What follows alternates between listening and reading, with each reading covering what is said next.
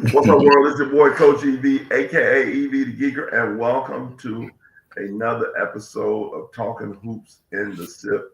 That's right, Talking Hoops in the Sip. Special edition, late night edition tonight. Late night edition.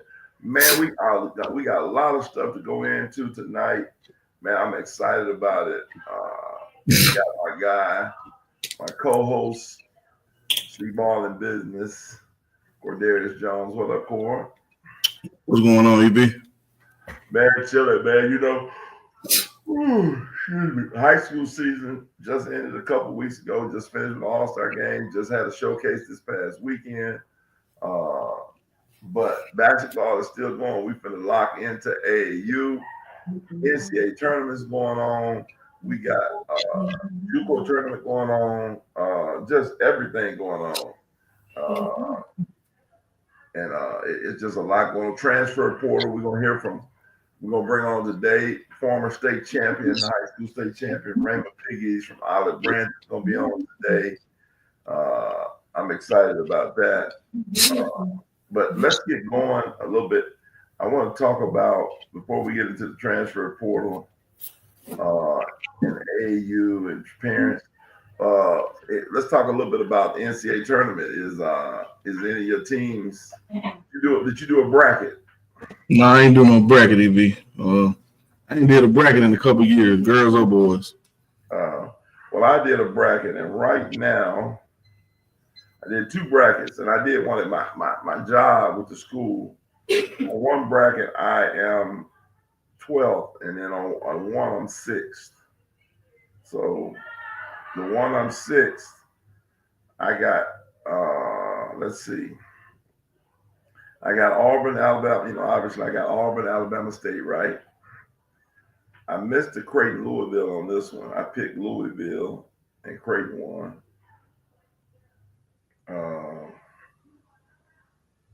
Then I guess I picked Louisville to beat Auburn, so Auburn, that hurt me. But I did pick Michigan, Texas A&M. I picked that one right. I picked Ole Miss and Iowa State, and then Ole Miss was to play. I picked Iowa State to beat Ole Miss, so I missed out on that one. Then I picked Marquette, and then they lost. And so I got that. I'm at 70% on my. Then all the rest of them. You're doing good. I'm just hoping Arkansas makes it to the Final Four. That's all I'm worried about. Oh, really? You want John Calipari to get there? John Calipari fan, man. Listen, before we go any further, hey, this show is brought to you. You see the ticker, Tatum Wade Law Firm, located 124 Eastern Meat Street, right here in Jackson, Mississippi. Tatum and Wade are real lawyers who get real results. EV says, you want to get paid, you better go to Tatum and Wade. I need my live streamers. I need my commenters jump in, say hello. If you're on the stream right now, we should be live on Twitter. We should be live on Facebook. We should be live on YouTube. So I need to holler at you if you got any comments or anything. If you want to jump on the show tonight, feel free. Send me a DM. We want to jump on. Huh? I said, tell them jump on. Jump on, yeah. If you want to jump on, you got something you want to say, hop on today. I'm trying to see right now where is my live on Twitter. I don't see it. Now I see it. So anyway, you want Arkansas? Let me tell you my Final Four. This is who I picked. The Final Four of both mine. So that's all that matters, I guess. One of my polls, I had Michigan, Florida, Alabama, Tennessee. Yeah. Michigan and Tennessee in the championship. Tennessee wins the national title. So I had Tennessee in one. What was your reason on picking Tennessee? Huh? What was your reason on picking Tennessee? Geeky. I don't know. Yeah, I have no clue why I picked him because I ain't really been watching college basketball like that. Yeah. In my other Final Four, I had Michigan, Drake, well, they're out, Alabama, and Houston. And then I had Michigan, and Houston winning the national championship. Yeah. So, so it's, I ain't tripping, man. Have we got an update? Jones, JUCO. I know. Let's talk a little bit about JUCO. We had four teams. Final four in the JUCO regional was, I know Mississippi Delta got there. Itawamba. I know they played the tie. Delta upset Pearl River, and then Itawamba beat. Who did they beat? The other team, Corey, that made it to the Final Four. They beat Kahoma. Yeah. So we almost had two Delta teams. Let's talk a little bit about the Delta. I'm very educated in this, in the sense that I grew up in Clarksdale, Mississippi. Mm-hmm. Have always had an affinity to Kahoma. I remember back in the day when Kahoma was all right in the girls' basketball. I can't believe the legendary coach is. I can see her, but I cannot call her name. I'm talking about back when I was a child. Yeah. She was the first legend, and I'll think about it. Somebody, if you're watching from the Delta, if you put her name up there, feel free to put it in the comments. But Kahoma hadn't won until recently when Stephanie Murphy took over. And Coach Murphy did a great job, and then now Coach Williams, is it? Coach what is it, Shanae? What's her name? Yeah. Coach Williams, right? Yep. So Kahoma been lucky to have two back-to-back really, really, really special coaches. Yeah, they've done a great job. They've and Coach Williams has elevated the program along with her and Quinn Pittman. I'll say this: Murphy and Isaiah Butler, who is now the coach at East Mississippi. To be honest with you, there's no disrespect to what Coach Williams and Coach Pittman did, but for what Murphy and them done, is they will go down as, in my opinion, the greatest coaches ever in Kahoma, because they turned Kahoma, which is one of the worst programs in the country, into a state powerhouse. And the great job that Coach Williams and Coach Pippen has done is they've elevated it. They've kept it going, and that's a big job. And then you got to give them credit too, because they players, Coach Williams, their players got better. As far as you seeing them in high school, you see them play for them. They just night and day different players. So now I'll say this now: the best development I've ever seen is one person. That's one thing that everybody's like. I think that's an overrated term, and Coach Murphy and Butler did that one, and that was with the girl Nakia the Cheatham. No, Nakia Cheatham was definitely one. Straight 5 in high school. 5. I walked in high school. Nothing but a drop step kid. But when she got through after Kahoma, she was hitting threes. Next thing I know, she's handling the basketball. She's actually, since I've been back in Mississippi, the best, the kid that I've seen. I gotta debate you. I mean, Kayla Myers has really developed. I gotta take. I watched Kayla Myers. Kayla Myers is really good. Kayla Myers was good in high school though. But she's better now though. She's gotten better, but she ain't. There's nothing. Oh, God, I don't. Yeah, and you talking about college, so but I'm saying she's a night and day player. She was a player that, like, she got some potential at the wing. She can play now, man. She led that team in Kahoma, man. A lot of games, put a big time numbers. I don't want to. It wasn't. I can say this. It wasn't the same as Cheatham. Kayla Myers was shooting threes. Now Cheatham came further. I'll give you that. Cheatham was. But no, Myers has taken her game to a Division I level. Yeah. And they've helped that. There's no question about that. But there's not, like, it's not even the same stratosphere as Cheatham. Cheatham was.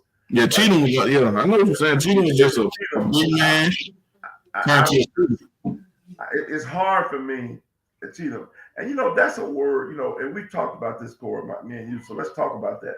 Mm-hmm. Is it really development, or is it what I call player refinement?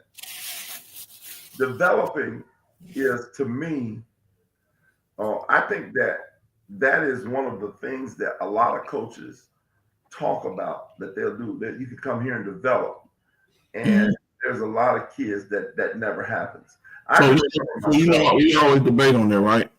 That's my debate So because what is development to you? So what you see when you take a kid develop from year to year?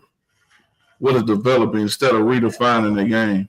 well, I think what happens is, like I call it, and it could be semantics, it could be wordplay. I call it refining their skills because Refining. developing. Like I give you an example. We talk about our guy Joe Kelly. Joe Kelly has developed his kids. He taught them the basics. He's the one that trained them up. Now, when they go to whatever school they are, they've been developed. And from my perspective, now a school can come and take their development and take them potentially to another level. Let me give you an example. Back when I coached, I was the youngest assistant in the CBA, which is now the G League. And I remember talking to Kenny Blakeney, who's now the coach at Howard. He was an All-American at he was All-American at in high school. But Kenny Blakeney couldn't shoot outside jumper. So he goes to Duke, plays Duke all those years. And I asked him, I said, Kenny, you came to Duke and you couldn't shoot, and you still can't shoot. That's what I mean. Like, I guess that's my thought process. When they come in with a weakness, and then now they leave with they leave with a different skill set, or they leave with an improved skill set. That's kind of my thought process. When it comes to development. I just got a text in. Jemiah Evans from Harrison Central developed into a monster at Gulf Coast, and now is playing good minutes at USM. So that was I think I remember her. I think she was number 20, if I'm not mistaken. And so, like, that's my thought. But let me bring in. Come on, you got to show your face. Let me bring in right now. I am so excited. Like, this is my girl, Goggle Girl, in the building. Rayma Piggies, former state champion, Division I athlete. It's fine. What up, Rayma? Hi, great people. How are y'all? Hey, man. I'm on the way. I'm literally on the way home. I'm like 5 minutes from my house, so don't mind me. Okay, cool. Well, we talking about, and you can jump in this conversation too. Yes, sir. How much? Let's talk about this, Rayma, because we're going to bring Rayma on and talk about a few things, the transfer portal and different things like that. But Rayma, we're just talking. Me and Cord is talking about right now. Well, we're talking about JUCOs, and so the JUCO final. So let me go back to this. Let me put a pause, and we're going to come back to development because I want to give the JUCOs their time. We had Itawamba beating Kahoma in the semifinal, and then Mississippi Delta, Tan Banks, who continues to elevate Mississippi Delta. They won the most games they've ever won in school history, got to the championship, ended up losing to Robin Porter and company. And congratulations to Itawamba Lady Indians as they are on their way to Casper, Wyoming next week for the national NCAA in the National Junior College Championships. Shout out to Coach Sanders and Coach Rags, assistants, two really nice assistants over there with Coach Porter. They did a good job, and they were led by freshman sensation Tootie Lockett. Tootie Lockett, 5'9" point guard, really good. She ended up being the freshman of the year in JUCO. Did a great job this year, and they had some other players. And one thing I like about Itawamba, they were a team. They Tootie was the kind of the star, but they had a lot of pieces. They had 9 from Kosciuszko High School, Mhm. a dog inside. They had Definitely. who?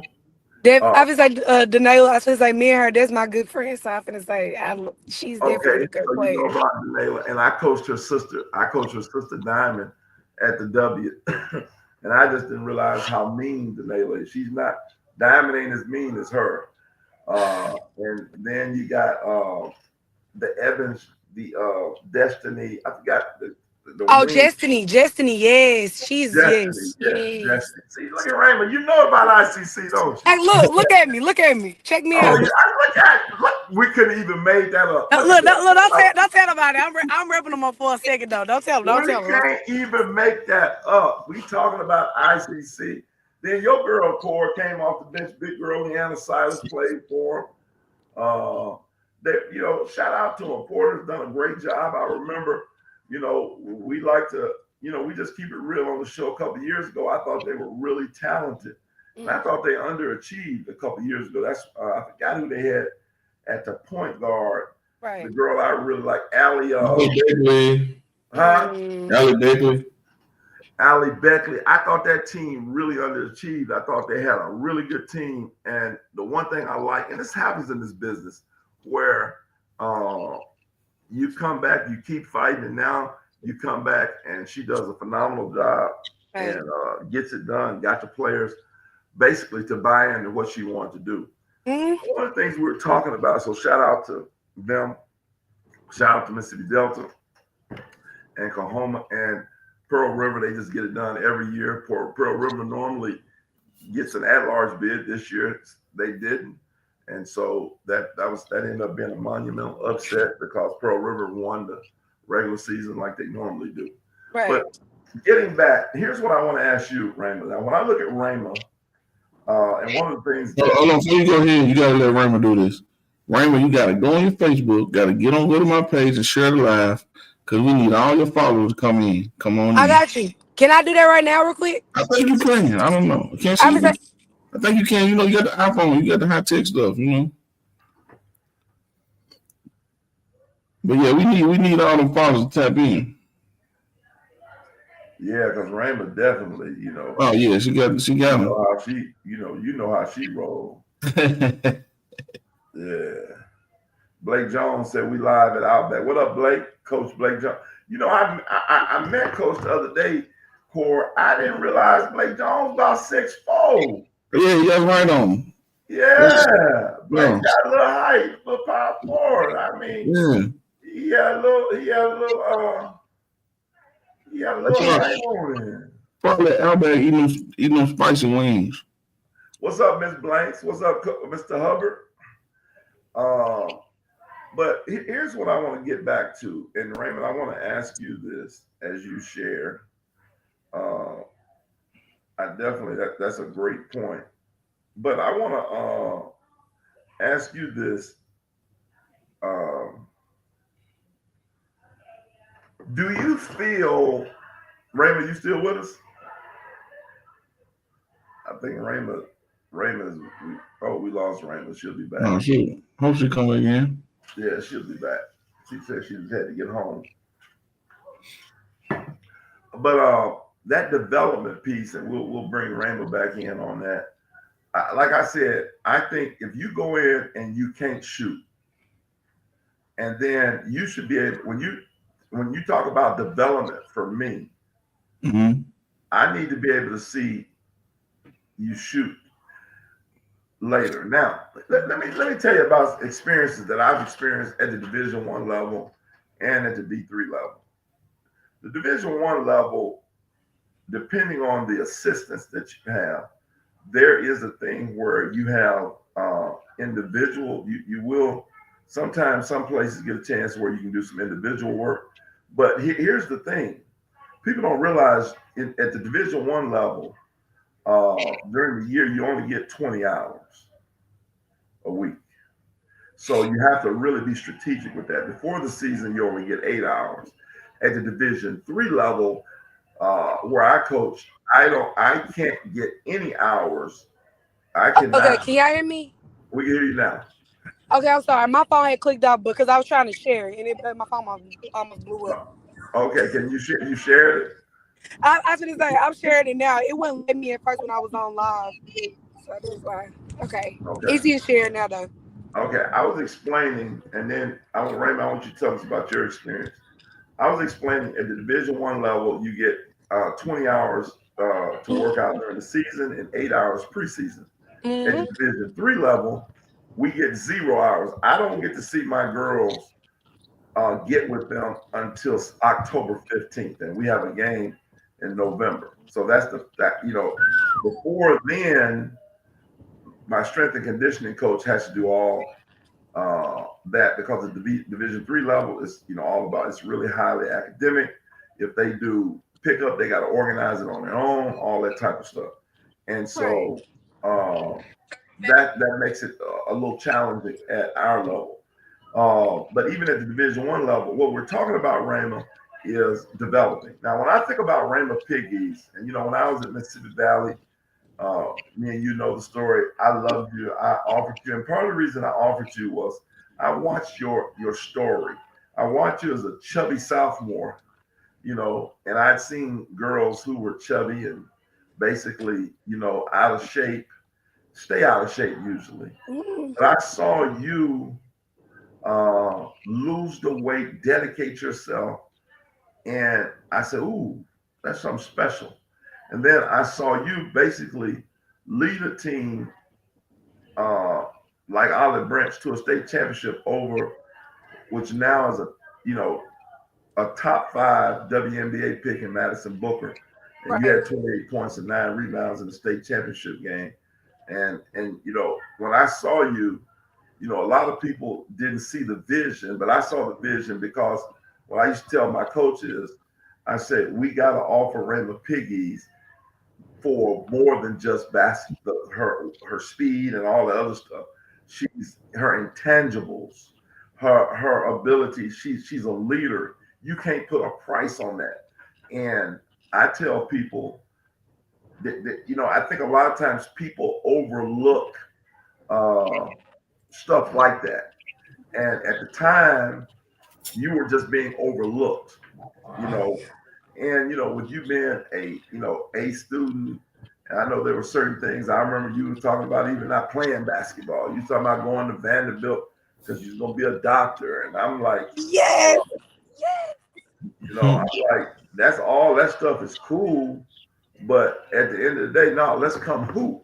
And I know in reality, let's just be real, you ain't want to come to Valley, and it's cool. I know you liked me, but at the end of the day, you just didn't want to go to Valley, and that's okay. And so you took your chances, and then what ended up happening, you go to end up getting your dream, at least of playing at Division 1 level, which you deserve at North Alabama. But take us through this as we brought on the legendary Shoes. John's, what up, Shoes? What's going on? How y'all doing? Chilling, man. We got the great Raymond Doggle Girl Piggies on today.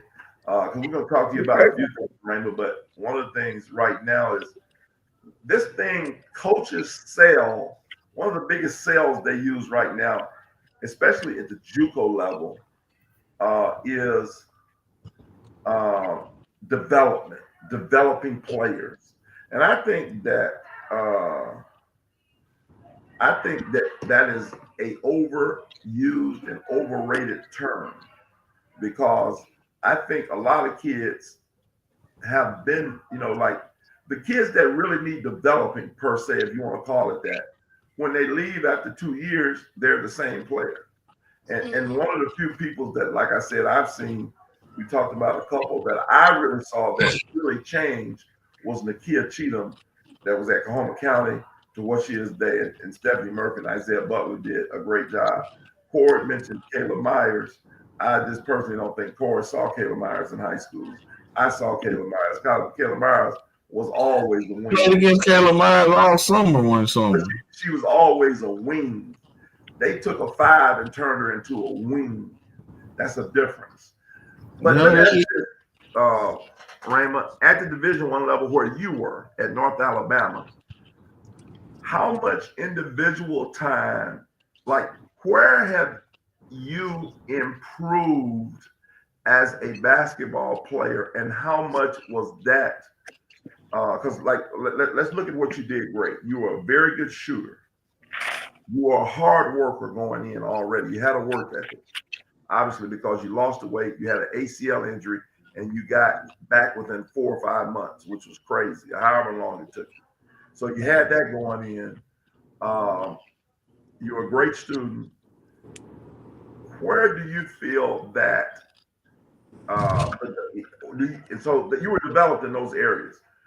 Where do you feel that, or if did you feel that you got any added development that from the coaches per se, or was it, talk to us a little bit about that, As far as my development goes, I had a lot of developing to do my freshman and sophomore years, only because I had it was a system. Speak Definitely, up a little bit if you could. Can you hear me? Yes, yeah, there you go, that's better. I said, it was a system. I was in a system, my freshman and sophomore year that basically was like, you aren't allowed to. We weren't allowed. Everybody wasn't allowed to dribble. Everybody like so for me that changed a lot because I'm not gonna say I've always I dictate a lot with the ball in my hand, and so that's what I was used to. And when I got to D1 and my coach was like, the only person that's dribbling is the point guard. I was like, oh. So I was like, I'm looking like, in my mind, I'm like, how do I create? Like, how do I create without the ball? And that opened up another realm of basketball for me, honestly, because that was a part of my game that one I never knew I needed. I now value movement without the ball like no other. It's a lost art. And I definitely can say like especially like Klay Thompson, I credit him more specifically with a lot of because he was somebody that I watched because I watched especially his game. I forgot who they played, but he had only taken I think like 17 dribbles throughout the entire course of the game. Uh-huh. And wait, can y'all hear me? I don't know if my internet went out. Oh, he had took like 17 dribbles throughout the course of the game. I don't know if it was 17-3, but he literally did so much he did so much with so little. And it made me appreciate it because it's like at the end of the day for me, I'm somebody that loves learning. And so for me, I was like, this is even though, it may not be it was very hard. I will say it was very, very hard. And it took a lot more mental development than it did physical development. It took me watching and asking more questions and watching a lot of film. I can't tell you how much film I watched of my position coach. She had played for UNA and played for my coach and was very successful under my coach. And they went and beat like the #1 team in our conference at GCU. They won like the ASUN title like 9 times in a row, I believe. And she was a part of the team that had beat them and everything like that. And she was my position coach, and she had ended up telling me basically that watching film a lot of times does you more good than always just being on the court a lot. Like you can be on the court, but watching film will teach you all you need to know about your game than just constantly get on the court and say, well, I just need to shoot better this game, or I need to just, be able to work on my handles, or I need to just sharpen this. Sharpening details are definitely something that you need to do. But when you are in systematic basketball and they're expecting you to every play, I kid you not, it was expected of me to run to a wing or a block. And if I did not run to that, I got subbed out. You had to have that level of discipline every time you played. You had to understand how to screen. You had to understand what forms of screens. You had to understand how to read the screen, how to read your defender, how they were guarding you. There was a different level of basketball that I had been exposed to when basically taking dribbling out of the equation.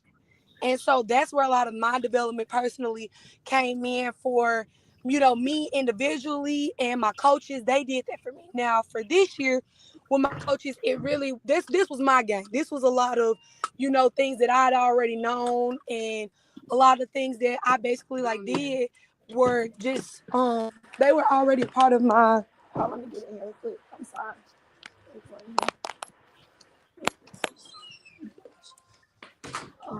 Okay, here we go. Can you all hear me? Yeah. Okay. Yeah, my position, I mean not my position. When we were playing this year, a lot of it was morally me.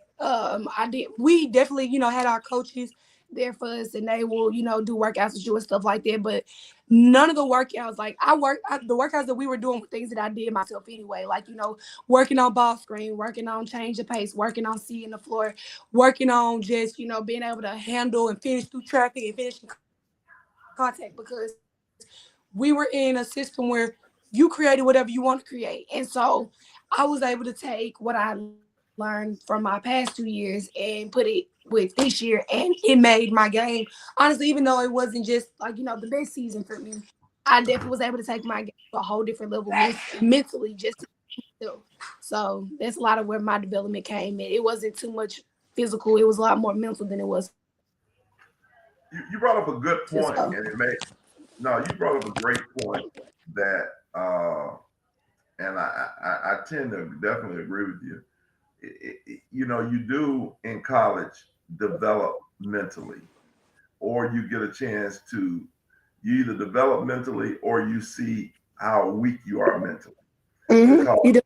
it's different in the sense now it is basketball. It's basketball or bust because getting up at 6 a.m. workouts. That's a different animal. 6 a.m. workouts. Then you have to go eat breakfast, Right.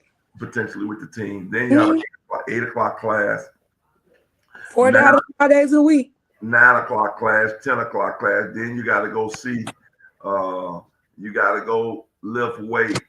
Then you may have an individual workout, or and then you got practice. Yep. And so now you have to do that routine every day. Now I think a lot of that happens, and you do have to adjust. So I think some of the development happens probably more, like you said, mental, because I guess what I was focusing on is improving your game, your basketball game. Because I think everybody, so I'll backtrack a little bit. Everybody, when you go to whatever level of college, it's going to be an adjustment. And one of the biggest things the adjustment is too, and this is where I think AAU plays a huge part, is now you're playing, and this is why I think AAU is the greatest parallel to college basketball. Because on good AAU teams, everybody is pretty equal, or they're very close in talent. In college, everybody's pretty equal in talent. Whereas in high school, you may have 3 people, and then everybody else is just okay. And if you mess up 50 times, you're still gonna play. Right. In college, it don't work that way. Now, if you're elite, yes, but for the most part, like for me, I had 16 players on my team. Well, the 16th player on my team, they should be starting because they were used to starting, in high school. Right. Tell me how you made that adjustment yourself. You were a person. It cut out. It cut out. Coach V. Can you hear me now? Yeah, I hear you now. Tell me how you made that adjustment. Snacks, put your phone on mute. We got Thomas Snacks Lee. He that came in from, who knows where. He probably was, did an ESPY show today. But Rambo bring up a good point on moving without the ball, setting the screen the right way, reading the screens. A lot of that's not really taught to elite players that go to Division I level. No, because you basically got the ball in your hand, you're trying to get a bucket, or you're trying to make something happen every time. So you don't really learn them little things like moving out the ball unless you do play for an elite program where you got to find your shot, or you just got a very good coach that work on one-on-one skills like that. But that's not being taught, especially when you see some of the trainers out here. They just putting cones out. You're doing 1-2 dribble pull-ups. You're not doing pin down drills where you come out pin downs, or you finna do a curl drill. That's not really worked on. So that's a great point on development on that aspect as well. Right, that is. There's no question. I agree with that. So you're at the next level. You're definitely learning a little bit more because obviously these coaches they don't have to teach like most high school coaches got to teach. Right. All other type of stuff. Right. Class. This is our job. We sit, all day long and look at film or look at how we get better, how his practice plans are going to go. Mm. And so, but I forgot what I was gonna say. I was asking you, Rainbow. Do you know what I was getting ready to say? Or you don't know? Those are I was gonna say you. I was in a geek and I let Corey jump in. I should have just pulled off. This dude that jumped in because he know how my mind works sometimes. But when you I was talking about the parallel. Mhm. That's what I thank you, Lord. The Lord, hey, I almost spoke in tongues. The Lord helped me. He said, so this is what I was gonna ask you. How did you process, Raymond, going from basically a 40-minute player in high school where you come out when you got tired or when you got in foul trouble Mm. to sometimes not playing to sometimes getting 3 minutes a game, 4 minutes a game, 8 minutes a game. Talk to me how you had to talk to me how give me your lows and highs, how you were like at a low point uh, in your college career and Mhm. then your high point and how you dealt with it when you were at a low point Yes, sir. like that. Well, Okay, so for me, one thing a lot of people don't know about me is I'm a quick learner. It really typically only takes me one time to see things. And granted, I'm not perfect at all, so please don't get me wrong on that. But it typically takes me to see something once, and if it's typically not something that will benefit me or like help me, or it doesn't show that it's gonna be beneficial in any way towards my well being or anything that I'm doing, then I'm like I'm not going with it anymore. So for me, I my freshman year was my lowest year ever in college basketball. Your what year? My freshman year. Okay. My freshman year was the worst year of my life. Quite literally, I will be very transparent. It was the worst year of my life because I genuinely I struggled mentally. I didn't understand why, and it had nothing to do with basketball. It was strictly my mind. I couldn't pass the mile. I had a 6 minute mile that I had to make. It never ran, didn't have a track background, didn't have anything, but I simply could not. I was so distraught by a mile that I had drained myself of all energy that I needed to go to practice with and have. Like it wasn't until I had passed my mile that I finally found, I was just like, okay, I see the finish line.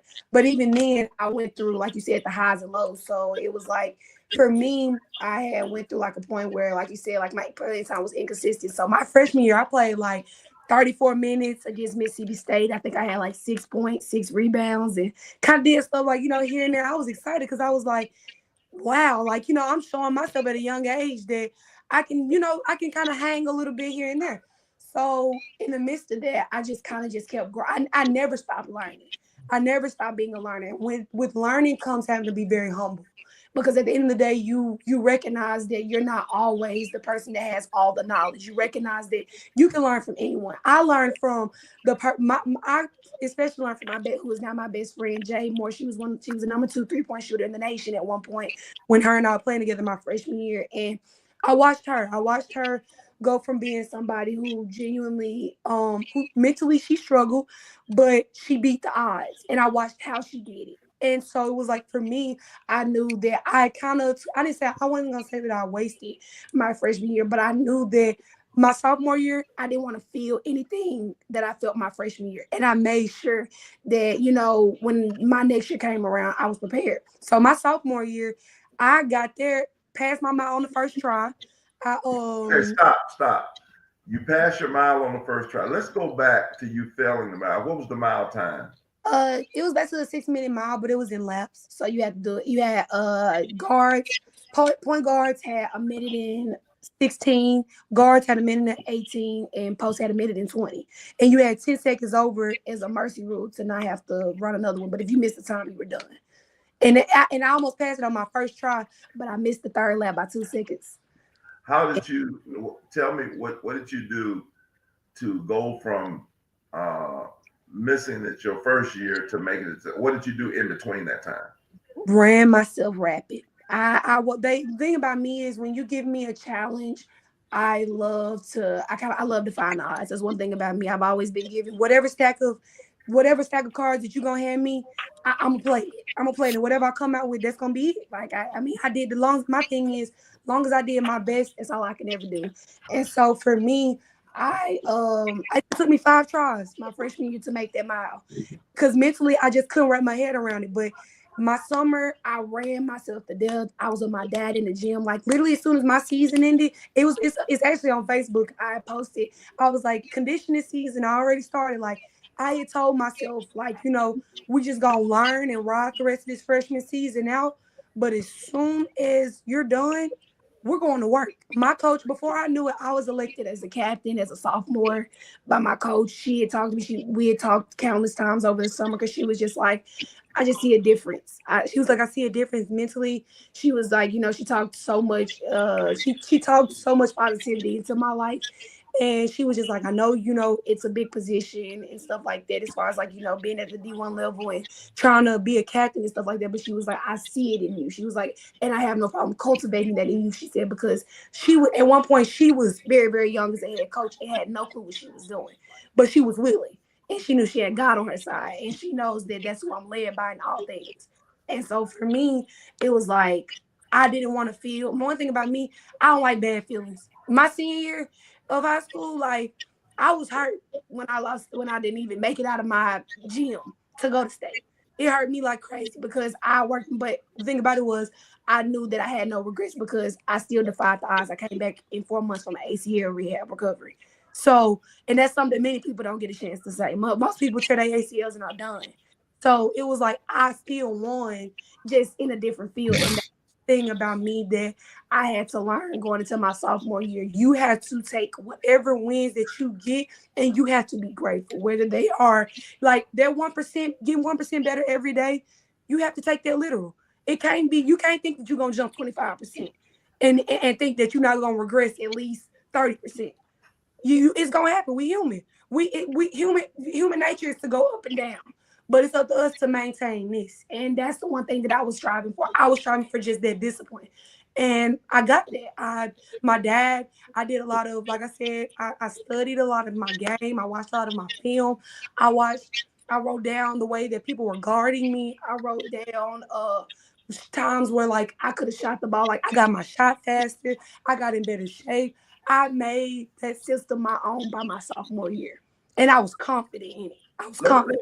Let me jump in here, Raymond. I want to bring shoes in because I want to come back. Because Raymond, one of the things I'm gonna bring back with you, I want you to talk about here in a minute. I want to bring shoes and snacks in on this. To bring them up to speed on the development piece. But I do get ready to. I want you to get ready to talk about the ACL injury and how you came back from that because there's so many young ladies, especially in the girls' game, tear ACLs.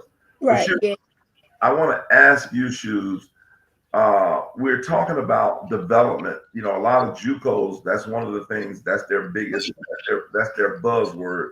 And I want you to jump in on that, Max, how they come to JUCO and develop per se. And for me, I guess the word is a broader word. I prefer the word refine your skills because I think that,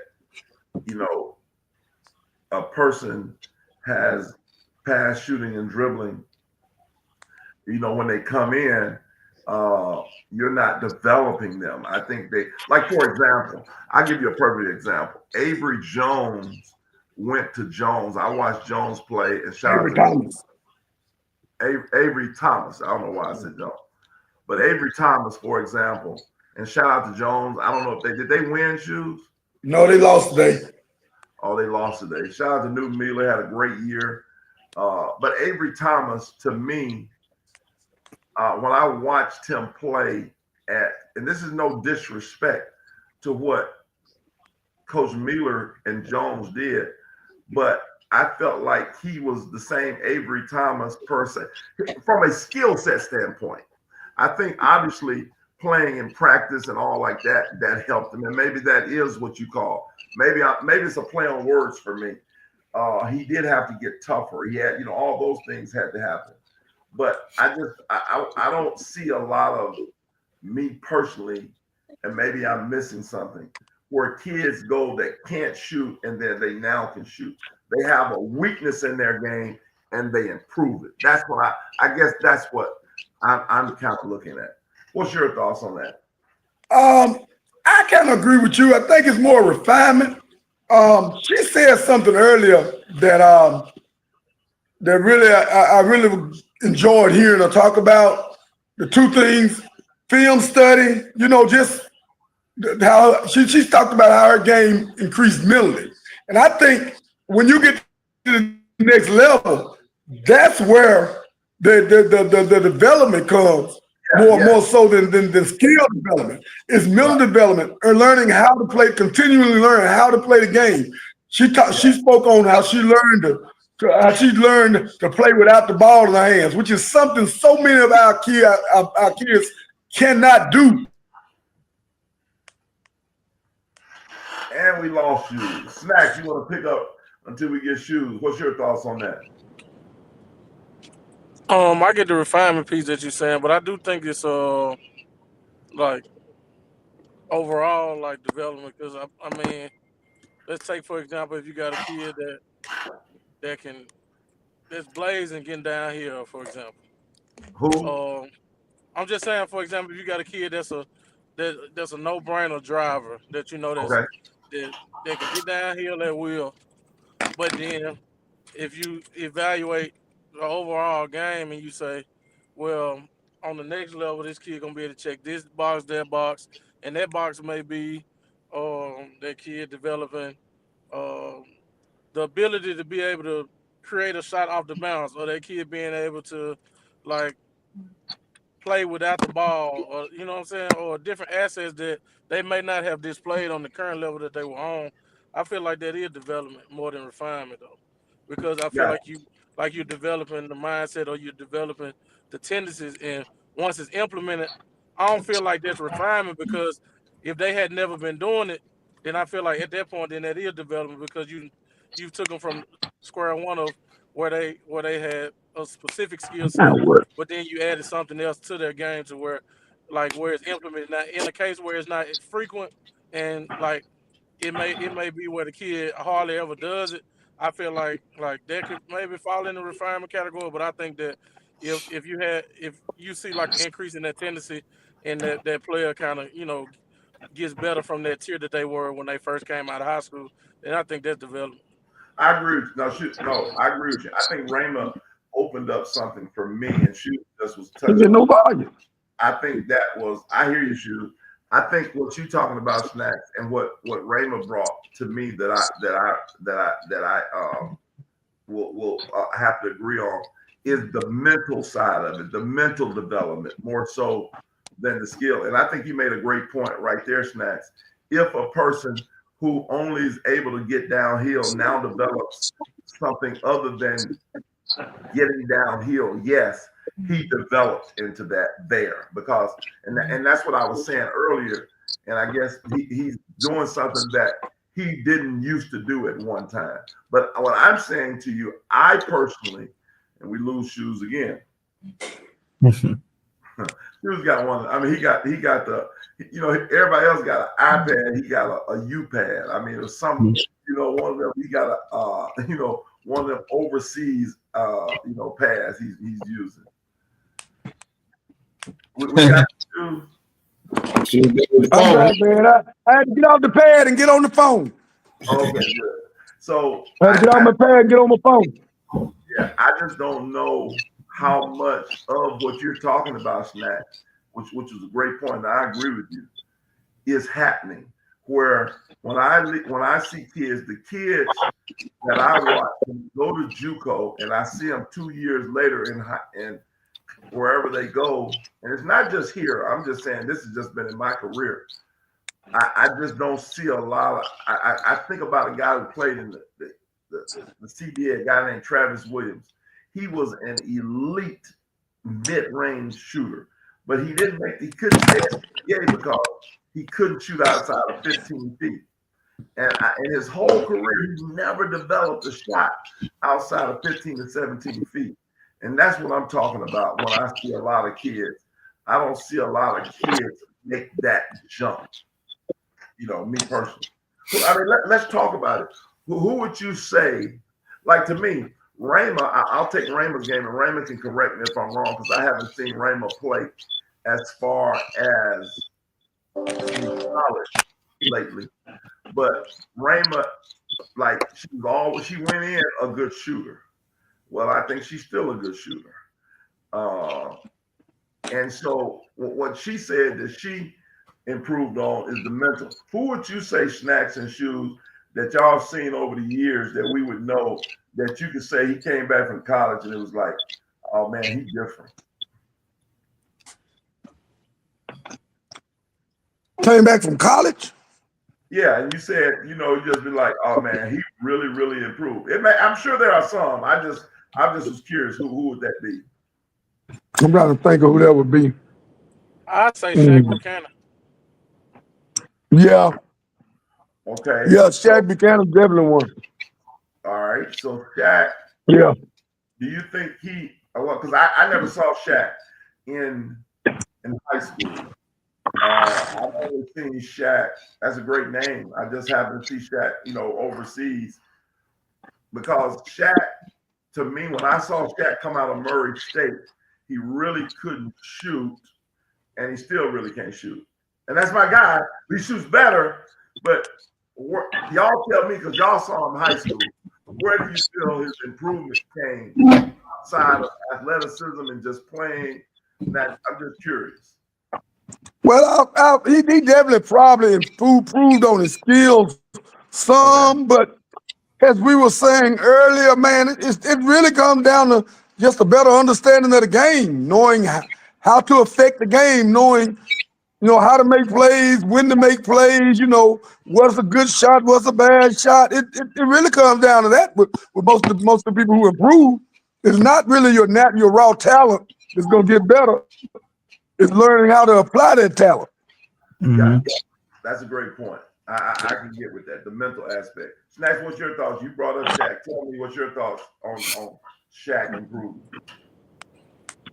Yeah, I'm with shoes on that. I think that like you know how to apply like his skill set into like a team setting to on that level. Like I think that like he gradually checked the box each year. Like when he first came out of high school, I thought that I mean he of course like he went to JUCO from JUCO to Murray State and from Murray State to thriving in the G League, from thriving in the G to getting some stints, a couple games in the NBA. So I feel like each year that he kind of understood like how to have his own imprint on the game to where he could put himself in position. Which of course that came with learning and growing and like knowing how to apply what he does well. And also I think like you said he didn't become like a flamethrower as far as shooting, but I do think that like he became a respectable shooter if that made sense. Like No, he no, won a guy. I see that. No, I can agree with that. I can agree with that. And I think where I will back down on the development piece, yeah, and I think Raymond brought it out earlier, and we're everybody's piggybacking on the mental side of it. I think all of that, a lot of that has to do with the mental. And I was really focusing in on pure physical skill set and how But but people. when it comes even when it comes to skill set, Ev, a lot of that, the getting better with your skill set still goes back to your mental approach because you got to put the work in. The coaches can't put it in for you. That's You right. got to go in that gym and hit to get all those reps up. You got to go, and sometimes you got to go without the coaches. That's right. So getting better is about. It still comes down to a mental approach to the game. Mm-hmm. Getting better with your skill sets and everything. And developing work ethic as well. That's Yeah, development. work And I ethic. think You got to too. have I, a th- work I ethic. think I think too though we kind of gotta. Ooh, that hurt. I think we kind of gotta get it confused too. Like some players like what they have. I mean we can't get it twisted. Like we got to put this in perspective too. Some players just have a gift that no matter how hard other kids work, that like that, I mean it's a harsh reality of it. Like let's just say for example, They just you got better. you got they just better like they some kids just got a gift like they just say for example Deshaun. We may take other kids or other skill sets that's guard and they may apply themselves every day to apply the same type of work ethic, the same type of training. But when it comes to the game, some kids are just gamers, and they just they wake up Yeah, out they of bed. blessed with talent. What you see, what you gonna get. So Right. I mean, Evie, what's the old saying? It ain't about the X's and O's, it's about the Jimmys and Joes. Some kids just talented. No, they really are. And see, here's what a lot of people don't realize too. I used to be around a lot of NBA guys. There's a lot of guys in the league that could just really play. But what separated Michael and Kobe and those guys were the work ethic. There's guys that were really, really talented, but they didn't put the work in like those. They didn't put the work in like those guys. So there is a separation too, though. Now, some people, like even a Deshaun, like a Deshaun Ruffin. Deshaun Ruffin, you know, I think that's who you're talking about. Is just super talented. His I call it ya ability is just, Yeah. if he can get you, I mean, he can get you. Ooh, he got some wiggle. Of course, you don't know nothing about that wiggle. Of course, you wasn't a wiggle guy, were you? You was just a straight killer, just shooter, right? Or did you have some wiggle? Man, some Like wiggle you again. had wiggle, Evie. Like you had some wiggle. That's why I like wiggle. That's what I was before my time. That's why I like wiggle so much, because I had. I ain't seen no wiggle in none of your videos. I ain't seen no wiggle in none of your videos now.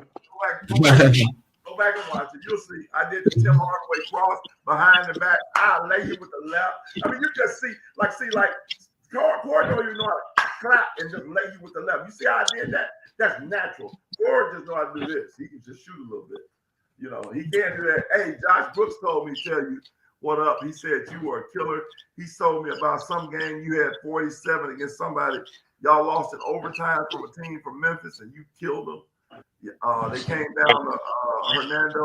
Was it Briarcrest or somebody? Briarcrest, yeah. Who said that? Who said it again? Josh Brooks. Oh, yeah. Oh, yeah. Shout out to John Brooks. John Brooks know. He developed me. No, he now, that's a good question. Did he develop you, or did he let you hoop, or did your dad develop you? Which one? Was it Josh?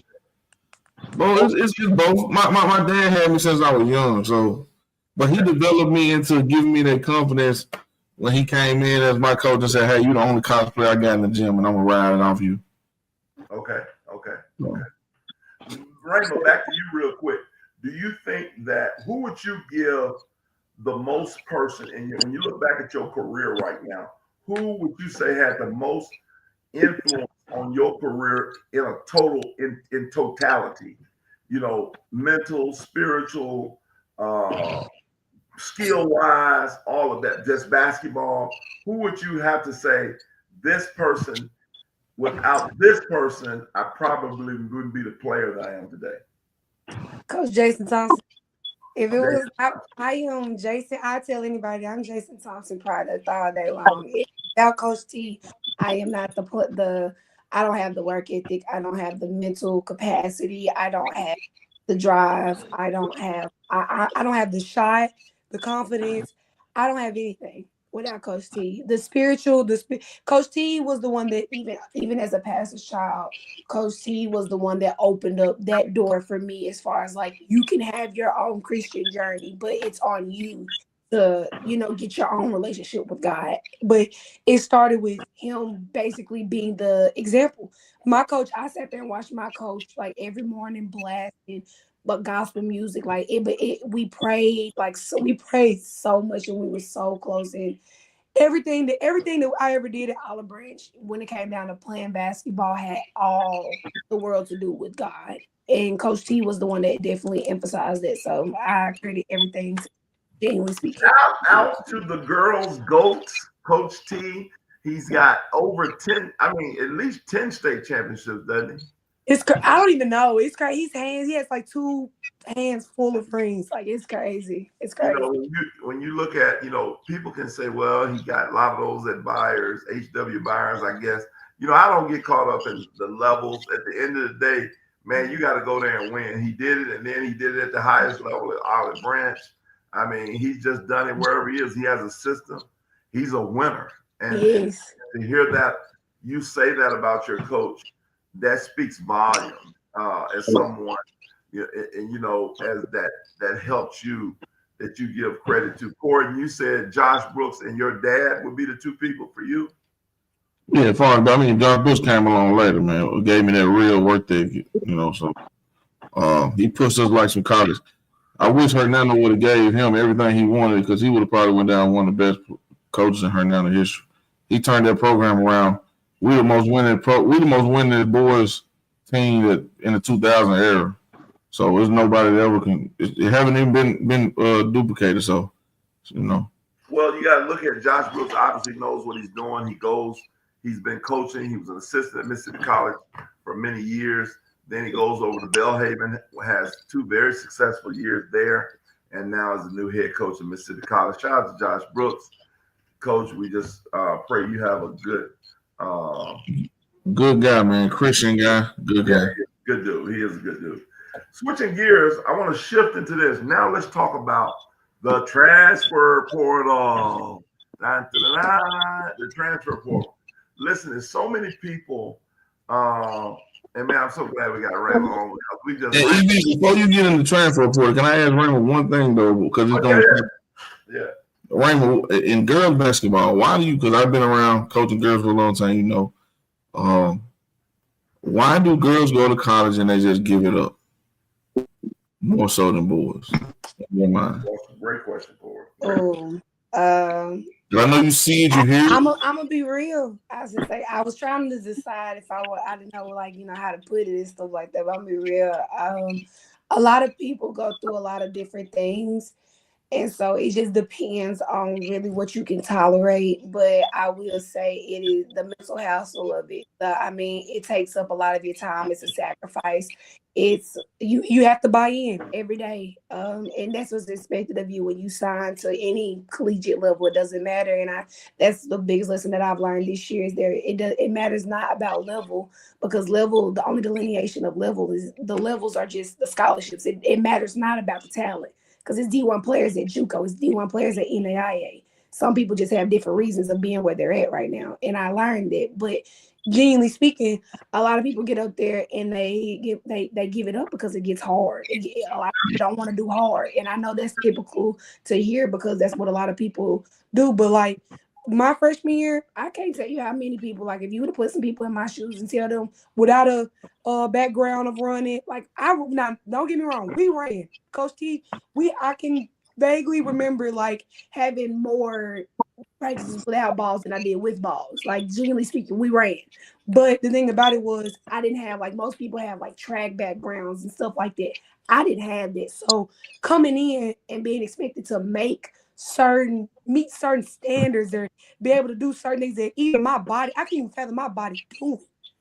I had to do that. And so it's just like some people genuinely don't even try to put themselves through that mental hassle of like, okay, how do I go through the adversity? They try to see how can I go around the adversity. If I can't go around the adversity, then I don't want to do it. And so that's typically where the drawback is for a lot of kids, and especially girls for sure, when it comes down to this. So our mindset, I play college ball, and I understand the mindset when you play, you see things in a different light. Mm-hmm. We're gonna bring it back down to the ground root level, and I'm gonna let EV go into the transport thing. So how do you feel now being in the college system where you know how you got to do everything a certain way? Mm-hmm. When somebody say, "Hey, the coach ain't like my baby. My coach ain't like my baby. They didn't do my baby right." Do you believe everything a person say when they make a statement like that, or you kind of look at it from all aspects that you have been there before? You know what goes on in that college practice and day. One thing about me is I'm big on film. I'm real big on film. I'm always say, do you have film? Like, can you show me? Because my thing is you can't always go by word of mouth with the generation that we live in nowadays. And there's no offense to them, but it's just like, I understand things in a different light. And the thing about me is I was raised under an old school coach. So Coach T, he never sugarcoated nothing with me. Like when I was big, I just got done telling the coach in general like about that and stuff when I was basically my freshman year. Coach T literally kept me until 7:30 p.m. Practice ended at 5:30. Coach T kept me at 7:30 p.m. to make one suicide. I couldn't make that 35-second suicide save my life.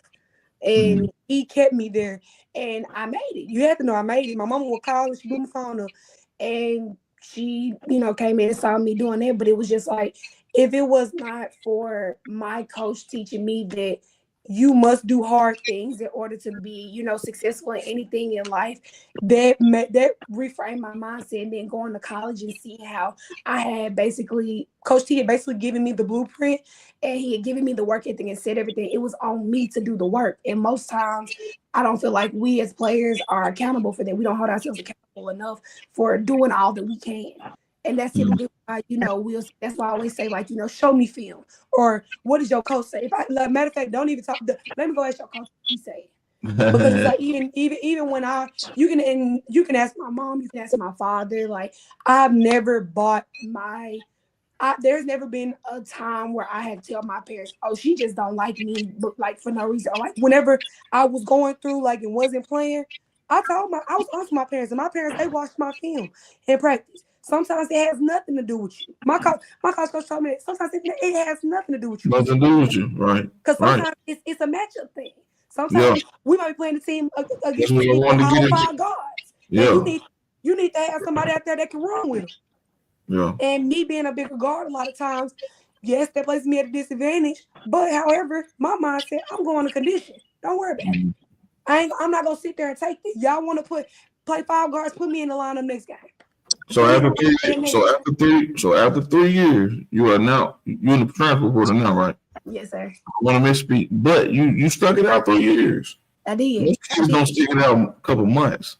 So speaking of that, I want to say before EV go on, I want to say if it's a winning program, it could be a Pound 4 school. Somebody like Rima gonna bring that program up because she's just a leader and it's gonna be a great leader in the locker room. So, Thank you for I just that. want to get it. Yeah, ain't no question about that. Talk to us a little bit about Raymond. There's a lot of things when you look at the transfer portal. There are, I think, a lot. I think kids, in my personal opinion, are getting the bad end of the stick on this, saying that they just want to leave. There's several different reasons that people are leaving. One, they're leaving for the bag. They just leave for more money. The mid majors are now becoming the new JUCO, the low majors and mid majors. It's hard to go from, because the coaches have always been doing it. They've always left. They've been in the coaches portal forever. I like Jay Billis when he talked about the coaches portal. They always go and do what's best for them. They've been doing that since the beginning of time. Now you got kids who go, obviously if they average 10 points a game and they're big, they may go where they're getting 20,000 NIL. Now they go get 100,000. Well, we all would leave our jobs today for $80,000 pay raise. Mm-hmm. Everybody on this show would do that. If everybody on this show, Shu's been working at his job for 30 years. If somebody was gonna give him an $80,000 pay raise, he don't even give in his 2-week notice. He's out today. I'm gone. Yeah. Let's not be mad at kids for that. So we know that we have that one scale, but NIL. But here's the thing that we talk about. Then there's another piece is where coaches encourage kids to get in the portal, because they have that exit meeting where they say, hey, because they really can't say quote unquote take your scholarship. They're not supposed to. But what they can encourage you by saying, hey, listen, I just don't see you ever playing here. We'll keep you, but you're gonna, it's gonna be hard for you to get minutes. It's gonna be the thing that you dealt with this year. And so basically you're saying they want you to leave because now they can go out and get use that scholarship on somebody they think is better. Right. And so I've always said this. I truly believe this, and this hasn't changed for me. I think a lot of people, and I'm a coach, but I think over 50% of the people, coaches, really don't know what they're looking at. And they're not great evaluators. And they don't do a good job of evaluating, because when they go in, they think this kid can do this. And then they realize they couldn't do it, but they couldn't do it all along.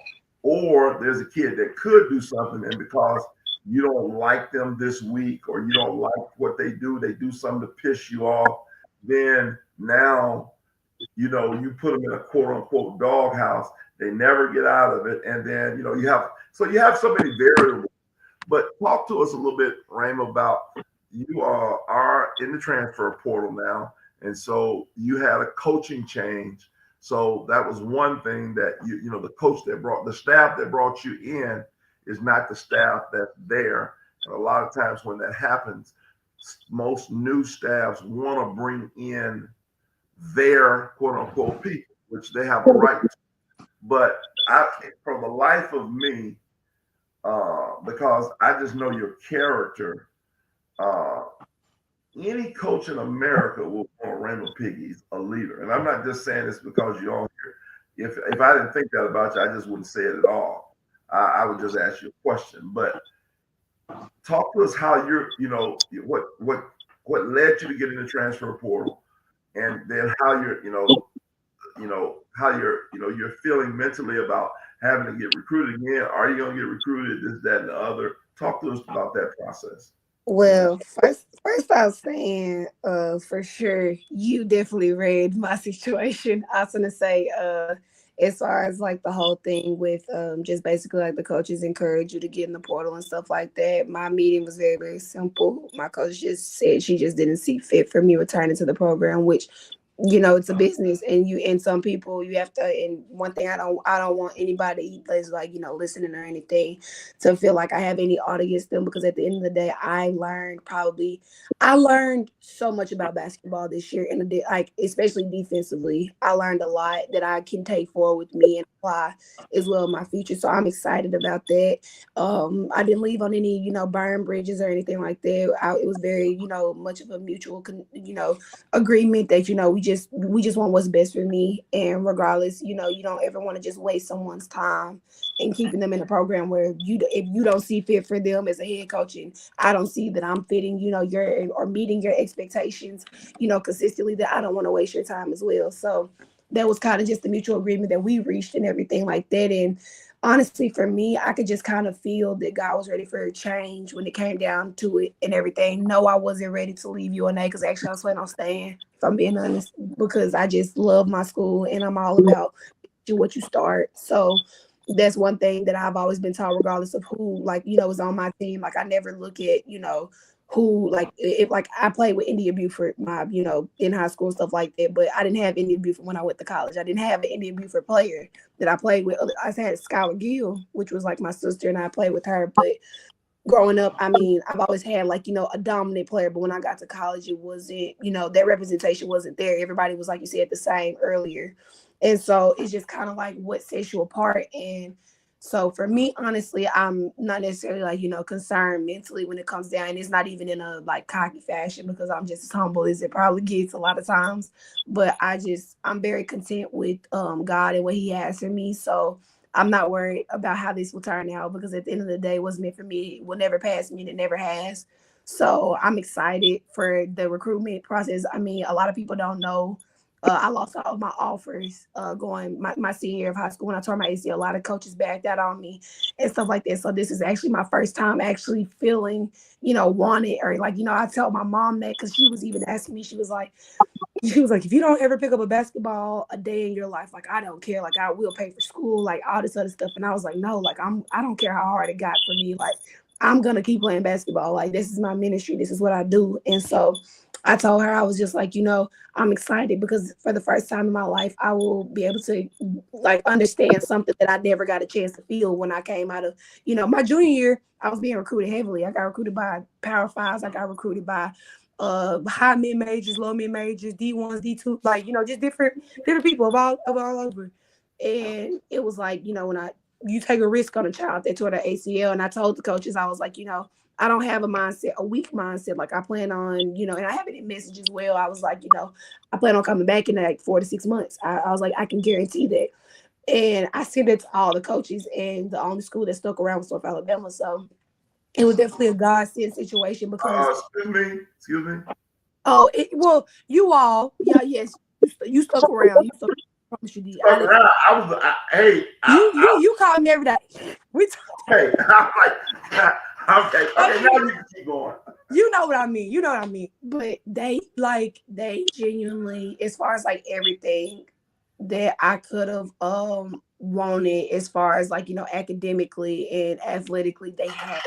And I was grateful, and it was in a safe environment. I know I didn't know where I was at, but I definitely found out where I was at soon enough when I got to school. And Florence is definitely just probably one of the best cities that I've ever been put in position to study my major and everything at and everything. But I mean, honestly speaking, I'm just excited overall because I've never been recruited, honestly, to an extent of where, like, okay, we want you to come on visits. I only went on one visit my entire, high school career and stuff like this. So I don't know. I'm excited. I can't be down about it because at the end of the day, one door closes and another one opens. And so I'm not, ashamed about it. I'm gonna say my mama, we joked about it. She was like, it took you all the way to get to college to get cut from something. But it's just like we're human. We're not perfect. We don't fit everybody's expectations. And so God is gonna place me where I need to be, and I trust it wholeheartedly. How many you have now? How many years do you have left? One or two? We're trying to see if I could possibly have two, but if not, I have one. And honestly, one is more than enough for me to do whatever God has for me to do. So hey, we just gonna see. Let me ask you, does anybody else have a question? Because, before I mean, I can always ask questions. Y'all got anything for Raymond concerning that, the transfer portal? Mm. Uh, I don't have anything to say. I'm just listening. It's a good Okay. conversation going on. All right. Let me ask you this, Raymond. With you having only 1 year now left, because this has to be like you got to get this one right per se. Not that you didn't get it right before, because you can argue you did get it right, and unfortunately, the coach got fired. So that happens in life. Right.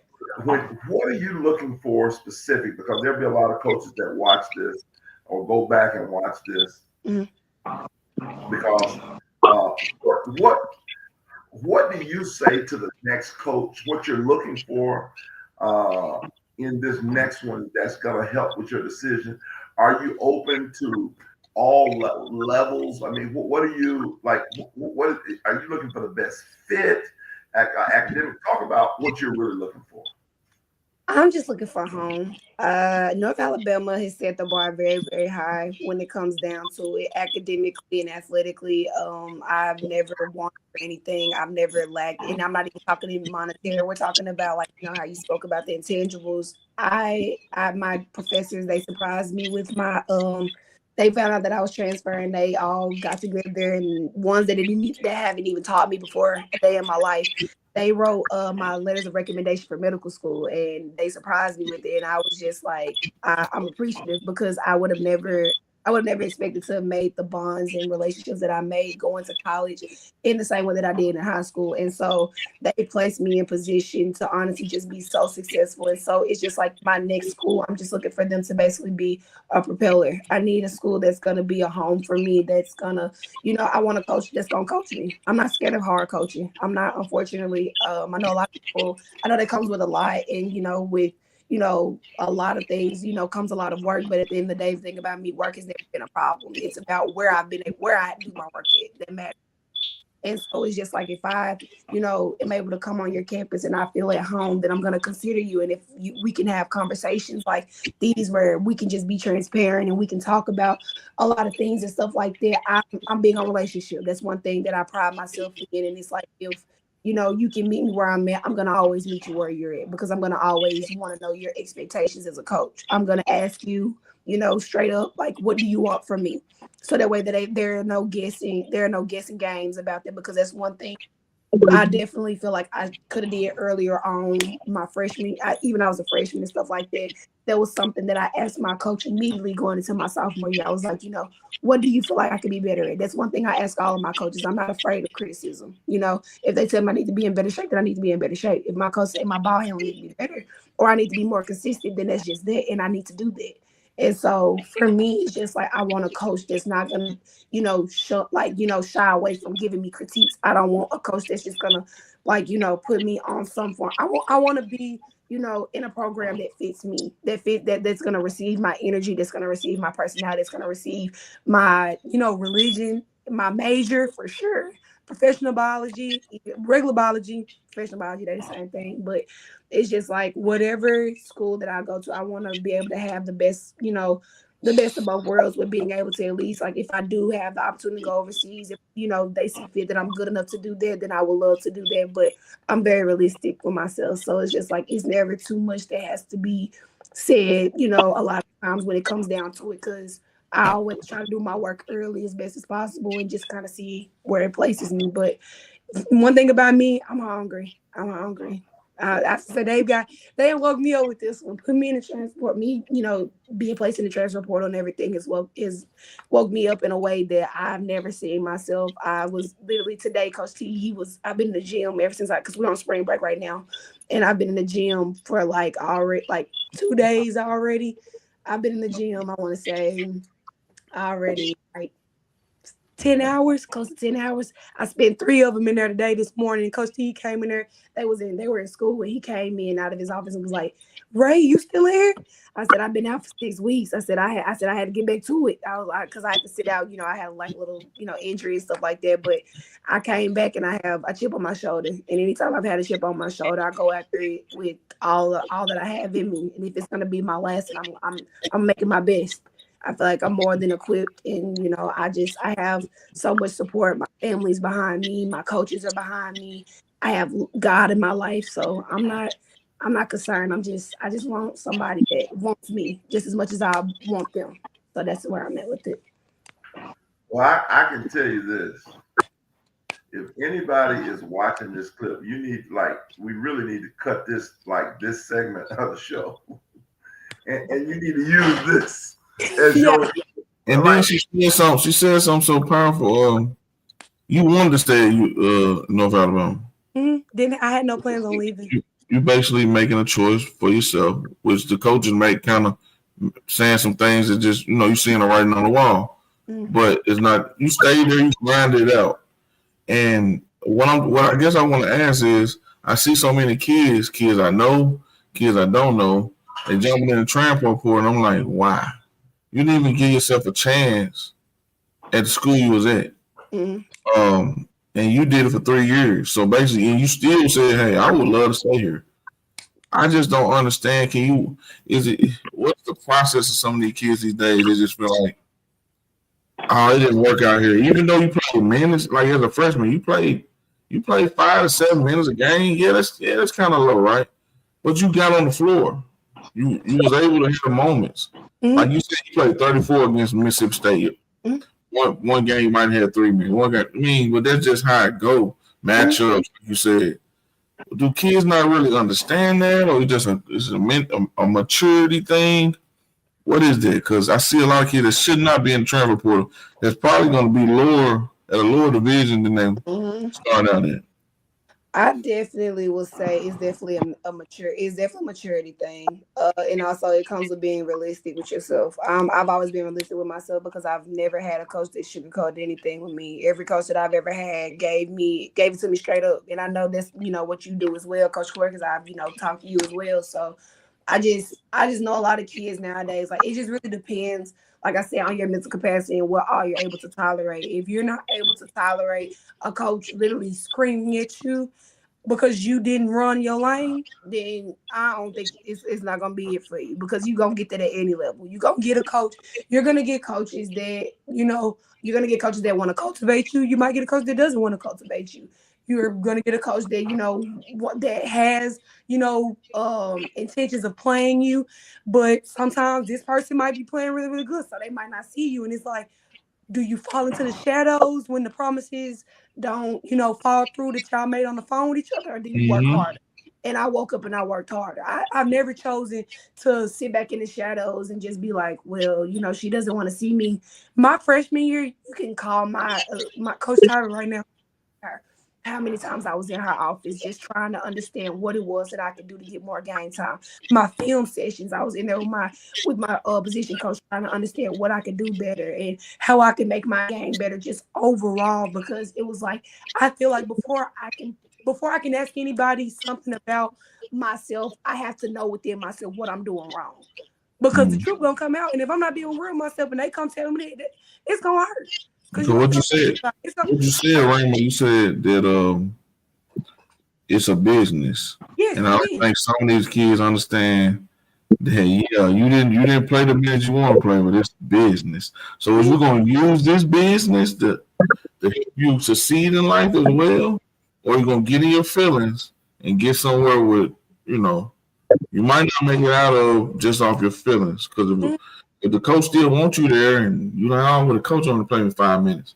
Well, you might play 8 minutes next year, but you went up and you still on scholarship and you're still able to fulfill your dreams. Because I think the girls' end game is different from the boys' end game.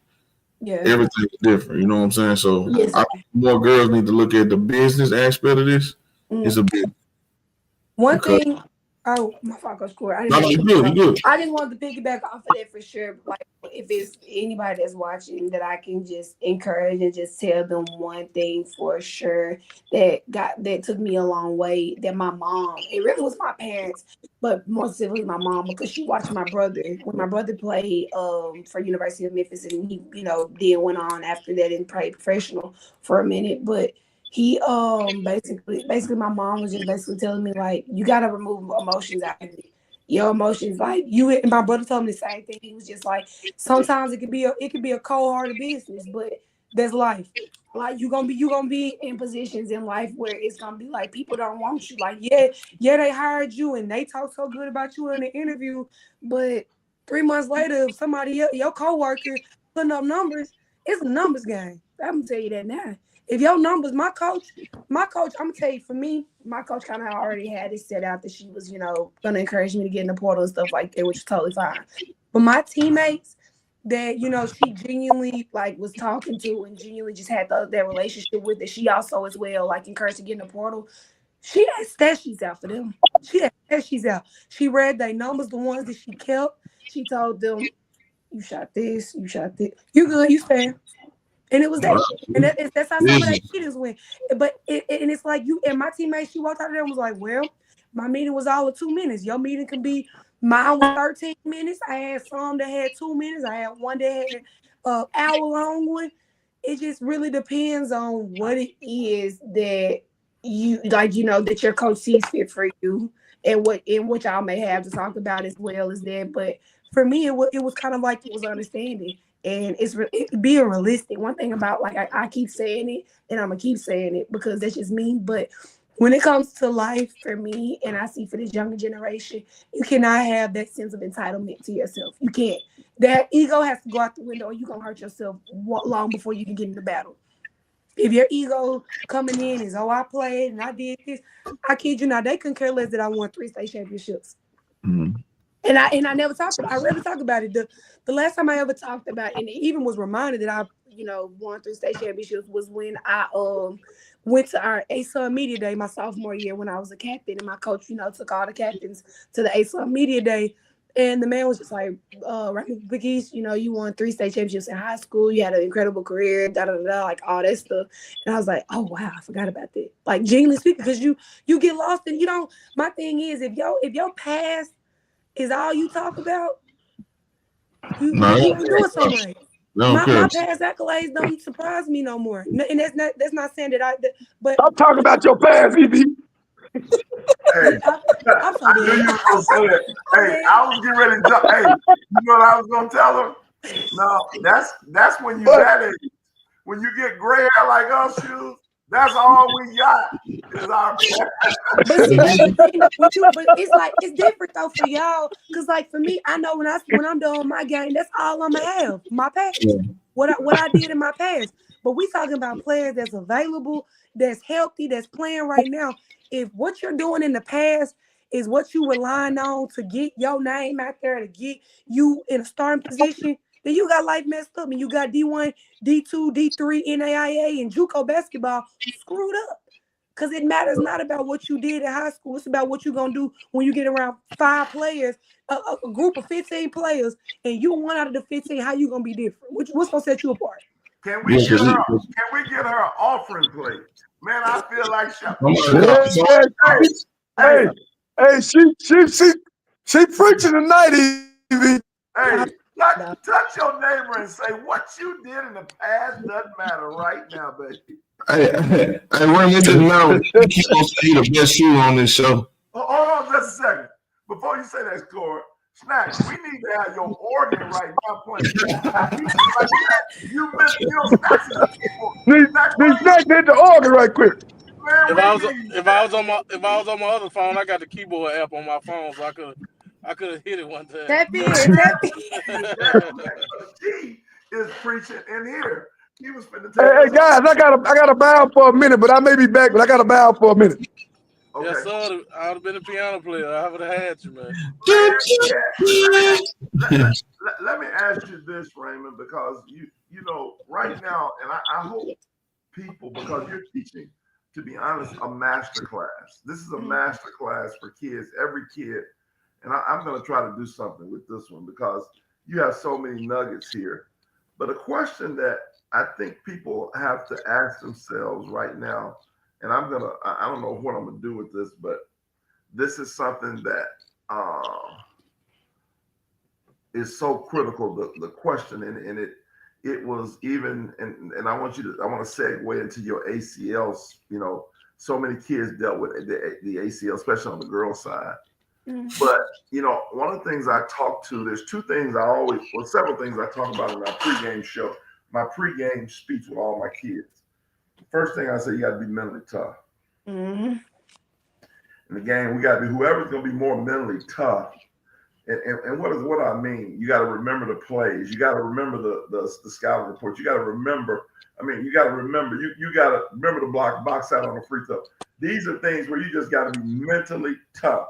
You got to get that 50-50 ball. That's toughness. See, people don't talk about all that stuff. But the most important thing, arguably to me, that's right there with those two things is how do you deal with adversity? And so now the question becomes, how do you respond? And it just, what makes it so impressive with you, and I'm just thank God, I'm proud of it. I had an advantage. A lot of people, the reason I was able to see the things that I saw in you because I'm a seer. Somebody else will get that down. Somebody else will get that next week. That's just for my spirit. But I saw what I'm seeing now. I saw a long time ago, even without knowing you, and now it's just coming. It's just being who you are, who I thought you were. Yes, sir. And a lot of times, that's a lot of things that a lot of people miss because there's no way a college coach can watch this show and not want to reign a piggy. There's just no way because you got to have what you have just on your team, your spirit. You just bring something, and this is what I've been telling people. When I talk about you, you just have something that you can't teach. Yes, sir. Every coach wants that. But talk to us just a little bit as we get ready to wrap up. How did you respond? Obviously we've heard how you responded, basically to things that you happened. But talk to us specifically about your ACL and how did you get back in so short a time, in 4 months? How did you do that? And talk to us about, again, the highs and lows of that as well, because there are young ladies right now who are going through that right now, and you can kind of help them what they need to do as far as, going forward, the highs, lows, and how they can handle it. Definitely for me, like I said, when I hear adversity, or when I hear the word adversity, it automatically I think about response. How do you respond? And for me, I like to always ask myself the question, how do you want to be known? How do you want to be known when coming away from this? How do you what do you want to take away from this? And so my initial thought process, because think about it, was I played all season on a torn ACL. I basically I toured in December of 2021 against Caryville, and It was so bad, but I could feel it. And then I got up and I just kept playing. And then that's when I like started wearing the one leg sleeve because I had like all types of bandages and wraps and numbing sprays on my knees, just trying to make it through, stay, because I was like, I wanted to win for Coach T. Like, genuinely speaking, like I told anybody, like I will run through a brick wall for that man. So I knew I was taking a risk when I sat there, and I did that. And we finished the season out, came back after spring break, and we had like after that week break, I came back and I just kind of I sprung it. Literally didn't have much left. I went to the doctor and they told me I sprung it. I literally had like a third of an ACL left, but because my quads were so big and I was quad dominant, they told me that it was kind of sufficing, and if I wanted to go ahead and have surgery, I could. But if I wanted to just wait 6 weeks and kind of just let it mend, I was putting myself at a major risk. But it is what it is. So I sat out for 6 to 8 weeks and missed basically my entire senior summer and stuff like that. And I was like, okay, like, let me come back. So I came back and I talked to my athletic trainer about it. And I was like, if I tear it, I said, I'm gonna tell you this. I said, I'm going crazy when it comes down to research, because I knew that it was a mental thing. I knew that I had a bunch of friends. I had Shay Johnson from Byhalia. I had Taylor Woodhouse that played at South Haven. I had so many people that I contacted personally and just sat on the phone and I talked to them for hours. I kid you not, you can ask them. I talked to them for hours and I asked them, my question to them was, what, Amaya Black as well, what was your common denominator? The reason why it took you either, like, however long it took you to come back from it. Because, like, these are people whose ACL rehab took, like, either a very, very long period of time or it took them more time than they wanted it to be. And I paid attention to that. And they all said they're mental. And that's when, for me, it sparked. I said, oh, that's easy. I was like, my mental. I was like, so what part of it, And they were just like, your progressions. Each day you have to find what it is that will motivate you to want to do it again, and then do it again, and then do it again, and continue that cycle for however long you need to do it. And for me, I took that personal because I was just like, so basically what they're saying is I'm gonna have to demand consistency from myself. And I kid you not, by the time I had I think like a month in between when I actually had my surgery, because I tore it in May and I didn't have my surgery planned out because my doctor was amazing. So he was booked out all the way to June 11th. So June 11th was the day that I had my surgery. And in the midst of that entire month, I did so much research. I talked to my athletic trainer about the process in general, like what they were going to be doing, which graph. Like I asked her, like, okay, well, I know that there are like different graphs that they can take. Like, they can take it from your hamstring, your patella tendon, they can take it from a cadaver. They can do different things. It just depends on what works best. I asked her what was like, the one that was known for being the most reliable and the quickest, because that was my mindset. And then she told me, she was like, hamstring graft, did hamstring graft. And it was like from there, all of it slowly but surely translated into my religion. It was strictly me relying on God. And every day I prayed, I worked out, I prayed, I worked out. Like, I can't tell you how many hours. Like, my first, like, as soon as I got out of surgery, 30 minutes after my surgery, I had gotten home and took like a small nap. My athletic trainer was in there working on my knee. Like, we worked, like, I couldn't feel nothing. And she had me in there, like, working out, like, doing like little quad sits, just doing quad sits. I was laying down and I was doing quad sits. And from day one all the way to my release date, when I came back, I did everything. I did the same thing over and over, and I made a love for work. That's genuinely my ACL rehab was when I had already had a love for work and hard work at that, but I made a love for doing work when I tore my ACL, because it made me realize that a lot of the things that are worth having, you work hard, you work very, very hard for it. And it felt so rewarding being able to say, like, tell people, oh, I came back in 4 months, because people look at you like, huh? And it's like, at first, that, because mind you, I got two opinions. My first opinion was 7 to 9, and my other one was 6 to 8. My doctor that I got my surgery from was the one that told me 6 to 8, and I was like, I'm not doing 6 to 8. I said, I can tell you now. I said, will you release me early if I show progression like ahead of time? And he was like, yes. However, he was like, most people don't tend to do that. I said, well, I'll be a different case. And we left the room. And genuinely speaking, my mom was there. She can vouch for me and everything. And I hit it hard. And it was a mental it was something I appreciated. It was really never many days where I dealt with too much, too many lows. I never cried about. If anything, I cried tears when I, passed my biodex on the first test and crushed my, I took pictures of it because I like crushed it. But I mentally knew that my mind was going to play a major role in my development and how I would return and how I would be, genuinely speaking, when I came back. And so me doing all my research and just being proactive instead of reactive put me in a position of just 4 months, and here I am playing my senior season like I wanted to. So let me ask this. So let me take me back. You took me real. I mean, you said so. You had so much in there. You had so much meat in there. Mm. You gave us a lot of meat to eat. I was right trying to like be brief and hurry up. No, you gave us. You said something. See, I catch certain things. Yes, sir. You said, and I wrote down a note. You said, and I ain't never. Boy, I feel God. You didn't say you made love. You said you made a love for work. Mm-hmm. Like I ain't never heard it put like that before. So, I mean, have you heard anything put like that, Corey, before? You made a love for work.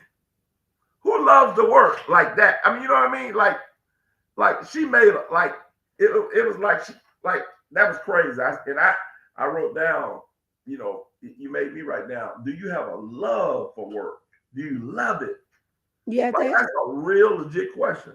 Snacks. I mean, have you heard it put like that before, Snacks? Because I'm glad I'm off the mom. No. I mean, that was powerful within itself. But so take me through. So you had when did you actually because I guess I'm a little confused. When did you actually tear your ACL? I tore my ACL in December of 2021 against Carterville. We played So was that your junior? You were within your I was a junior. I just come back and I felt it too, but I didn't thinking about it. So that's the year y'all won state championship? That was my last time winning state, yes, sir. So that was the year you had 2089 against Madison Booker. Yes, sir. On a torn ACL. Yeah.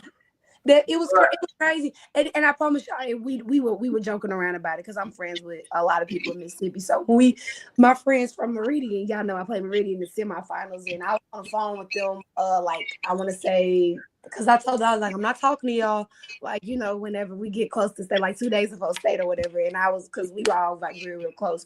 So I had they called me, I think on that Tuesday or whatever we played before the semifinals game, and they were like, oh yeah, we heard about your torn ACL. They were like, oh, we coming for that knee. We coming for that knee because y'all know they were small. They were small. Like Brescia was the only 6 foot. She was the only person that was taller than, I think the next person taller than us close to Brescia was 5'9", and that was Jamisha, and that was it. So I knew it kind of made me nervous a little bit going into my semifinal game when they said it, because I know we were just playing about it, but I was just like, I'm taking a risk. Like every game I had taken so many risks playing from December all the way to March, and just trying to keep the streak. Like we went on a 17 game winning streak to finish out the season.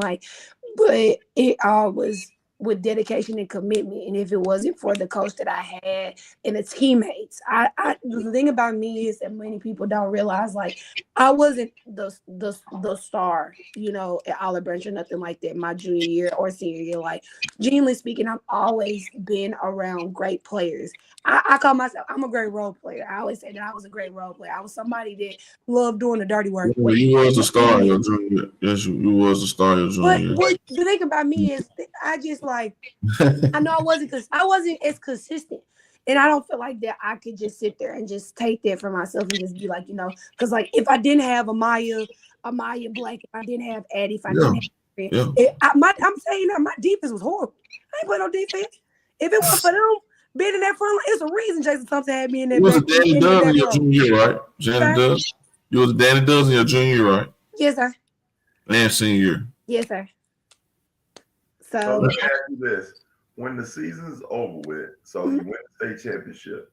Yes, when did you have your surgery? I had my surgery in June because I tried to come back and play AAU for Coach Bush, Coach Doug Bush. They offered me to come play transfer, Alabama Southern Stars at the time. And So so you were trying to play on an ACL. I didn't try. I did. I played one tournament in Shelbyville, Tennessee, and That's did right. amazing. And then She that was probably it. had kind of playing for me, I think. You said I don't what know. happened? I ain't saying nothing. I was talking to Evie. No, I finna say, hey, look, hey, hey, Mississippi all in. I got my eyes on them. I was gonna tell you after we were done talking and everything. Like I'm willing to work wherever I'm needed. Y'all have me. I was gonna say y'all have been, there for me and stuff throughout my entire career. I mean, y'all have watched me whether y'all said stuff or not. Y'all have both played very, influential parts, whether y'all see that or not. Y'all genuinely have, because Coach Cord, I remember calling you one time when I was at school and we had like a 30-minute conversation, and it was genuinely what I needed, like genuinely speaking. So, and Coach EV, me and you and I, we talk, a lot. So I'm grateful for everybody. And my main thing about me is I want to give back. I don't want to just keep my mindset and it be only for me. That's not what God gave it to me for. He gave it to me to spread. So if that means traveling, if I can travel and go to Decatur and travel 40 minutes or an hour, or go speak to other schools, I can do the same thing for my people in Mississippi. I have no problem doing that. So Well, we I'm definitely just, get ready to do that. I got, me and you talk. We're gonna do some yeah. things. I want to go back to June, Mhm. July, August, September, and you were cleared when? I was cleared October something, and then I told my coach he wasn't gonna let me. He didn't let me play in our first game. Like he didn't let me play in our jamboree at Hernando. And he didn't, because he was like, I just started practicing that week of, like That's interesting though, that you played on it like more than you would think you had ACS. How long did you just sit out? Just sit out, didn't even do anything. Not Like long. what? I didn't sit out. I really didn't. The longest I sat out was when I quote unquote sprung it, and I sat out for like 6 weeks. But even then, I came back and I tore it in 5-man weeks. I went to practice, and I was like, I told Meredith, I was like, hey, if I'm gonna tear it, I'm gonna tear it. So did you get kind of used to that feeling? Mm-hmm. Cause like literally my knee, I'm gonna tell you, at night, my knee, when I was, cause like I sleep on my side, so my knee was literally at the point where like when I go to sleep, my knee would do this. Cause I didn't have no ligament, I didn't have anything on my leg together. So my knee was doing this. So that's why a lot of times like I'm just now actually getting to a point where I can sleep on my side and I have that as like a subconscious thing in the back of my head. Cause like for so long I dealt with it, I slept with it, I walked with it. My knee would give out on me a lot of times. But one thing that I understood was the stronger my quads were the longer that my leg was sustained. And so, like Coach T, we would be in weights. My dad, I did weight sessions with him. I stretched. I stretched like crazy. And I advise that to all kids. If you can stretch and be as loose as you can as possible. And I know a lot of kids hate, stretching and stuff like that. That's not something that they want to do. But like, I don't know. It's just like, oh yeah, yeah. When me playing on this stuff like that, I definitely had like under my one leg sleeve, I had like KT tape all the way up and down my leg and stuff. It was bad. It was bad. Now, when you came back your senior year, did you wear a brace? Yes, I wore for 3 games. I told him I was ready to get out of it because we lost to Tishomingo and I broke it. She When basically we lost to Tishomingo, we came back and lost. She basically was like Wolverine and some X-Men type. She was healing rapidly on her own. Like genuinely speaking, I went to a different level with like when I say like I locked in and was like, this is not, because like I had Power 5 schools recruit me. This is not that I told Coach EV, I knew nothing about basketball. Like I knew nothing about divisions in basketball. I was a soccer player. So me playing soccer for 12 and a half years of my life, that was all I knew. That was all I wanted to do. That I was getting recruited in there. I was on the best football, like soccer club teams and stuff like that. Like I was placed with the best of the best. I actually was about to transfer. If it wasn't for Coach T catching me my 8th grade year when he was hearing about me possibly transferring to Lewisburg for soccer, then I would have never been at Olive Branch, and most people never know that because I told my coach and my soccer coaches, and so I was gonna go play.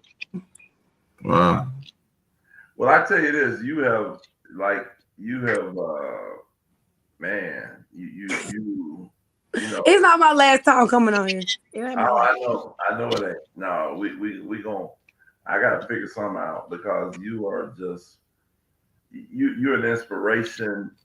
You are just I know you're gonna be a doctor, but man, you need to be praying about like I peeped how think about this. This is what people may have missed. You had instructors who didn't even teach you, write you letters of recommendation because of your reputation, like just your presence. And this is why, for any coach that's watching, this is why you got to have a Rama Piggies on your team because she just brings so much to to the team. And unfortunately, as crazy as this sounds, because and no disrespect to the new North Alabama coaches, they just didn't see it. And sometimes God, we always got to look at and you understand this, Rama, more so than anyone. The spiritual component, you never can dismiss that because what God has for you, sometimes the Bible talks about, and I'm paraphrasing the scripture, but he talks about confounding the foolishness, confounding the wise. It just doesn't make sense that they had to see this because I know you're not perfect, but they had to see the work ethic. They had to see the leadership. They had to see the respect that your teammates gave you. But yet and still, it wasn't important enough for them to keep you. And it's kind of disappointing. But then I look at it and before I be too harsh on them, sometimes they just don't know. Sometimes God wanting to move you to your purpose, he just blinds people and they don't even know why they blind. They don't even know that God is actually moving on your behalf to move you where you need to go to. It doesn't make sense because in the natural, it doesn't make sense. It does not make sense in the natural for anybody not to have Randall Piggy on the team. And you got Randall Piggy. That's like you gave up, a jewel and you just say, you don't, and they didn't know. That's it, God. They didn't know your worth. They didn't understand, what you meant for them. And so, but again, praise God. God's got a plan. He does. You should be excited. And I can understand why you're excited because, like you said, you had no intention, obviously, of leaving North Alabama because you could have left when your first coaches left, which a lot of people do, but you stood around and gave them, gave the new coaches a chance because you were committed. You were committed. That's the thing. You were legitimately committed. And so you don't find those character traits in a lot of young people. So I thank you for coming on the show today. As we get ready to, it's just been, man, it's been power packed. I really had, I was going to go into, we were supposed to talk about parents today. We want to do that another show for where we deal with the parents because there's some whole different conversation about the parents of kids who just need to relax and enjoy enjoy the ride. That's exactly right. And becoming I say we need to have parents more of a crock pot parent versus a microwave parent. They want everything for their kid right away versus enjoying the moment, enjoying, and especially when you have kids who you can see they're going to be great, but don't try to rush the greatness. Just let them go through the process. A lot of people say trust the process. I say trust God and go through the process. Right. Yes. Like the trust need to be in the Lord, but you got to go through the process, Yes, sir. you know. And a lot of times they don't do that. So we're going to talk about that, on another show. But what we want to do now is, as we get ready to close, we call this part of the show, uh, Rayma, the last geek of the night. So what the last geek of the night is, you got 45 seconds to a minute to thank whoever you want to thank, talk about whatever you want to talk about, whatever your geek is. That's what it is. So whatever you want to say, you want to thank your granny, you want to thank whomever, you just can say whatever you want to say at this moment as we get ready to shut it down. So go ahead, Ryan. I want to first start off by saying thank God for just having me here to just be basically like a just a living vessel and a living testament to many, young girls and just athletes in general that can speak and just being from a Mississippian. Like I'm loud and proud about where I'm from and who I am and, just my personality in general. So I thank God for that and just all the talents that He's blessed me with. My family for sure, my parents are, one of one. I feel like, and I'm grateful to have them and what they've instilled in me and how they've invested in me. I can't wait to give back to them. My sister and brothers, like, my sister and brothers, like they just, been there for me as well. My grandma, she comes all the time. So just really my whole entire family. Coach T, for sure. Without Coach T, none of this is possible. Generally speaking, like he reframed my mindset. He reframed me, just so much about me and just helped me out in ways that I never expected. I thank UNA for the opportunity, regardless, of whatever happened, there and stuff like that. I can't thank them for all the things that I learned and just the relationship with God that it forced me to, get.